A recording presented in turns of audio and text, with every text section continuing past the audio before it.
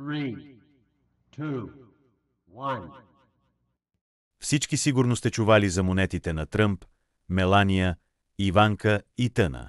И всички вие сте виждали как хората променят живота си заради възхода на тези криптовалути. Чувствали ли сте усещане за пропусната възможност? Обзалагам се, че да. Публикувам този видеоклип буквално за няколко дни, защото не мога да разкрия тази информация, а също и самоличността си. В момента се подготвя голямо пускане на криптотокени от Илон Мъсък. Той няма да се казва Мъсък или Илон.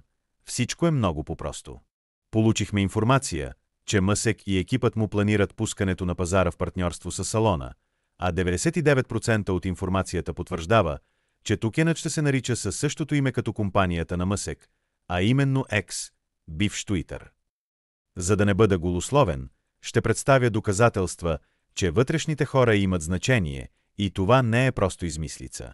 Първо. Само преди няколко дни Илон Маск погрешно публикува пост в профила си.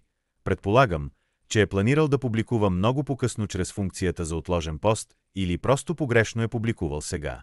Скриншотът на самия пост съобщава за нещо, което се приближава и отделно пише буквата X, която подчертава прозрението на моя вътрешен човек, че токенът ще бъде кръстен на неговата компания. Второ. Бях служител на Solana, но напуснах заради друг голям проект, но все още имам приятели в Solana и те ми казаха, че предстои партньорство с един от най-богатите хора в света. Кой мислите, че е той? Трето.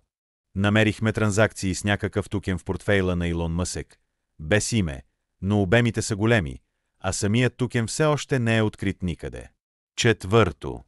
Най-важното е, че моят колега спечели хеш адреса, на който можете да отидете до токена на Илон Мъсък и да го купите преди всички останали, когато бъде пуснат. За да дам своя принос към този свят и да помогна на сънародниците си, ще споделя тази информация безплатно в моя канал в Телеграм, точно в момента, в който токенът ще бъде пуснат. Можете спокойно да се абонирате за моя канал в Телеграм. Там няма да има нищо друго освен линк в деня на пускането на токена. Моля, не разпространявайте това видео. В противен случай стартирането ще бъде отменено.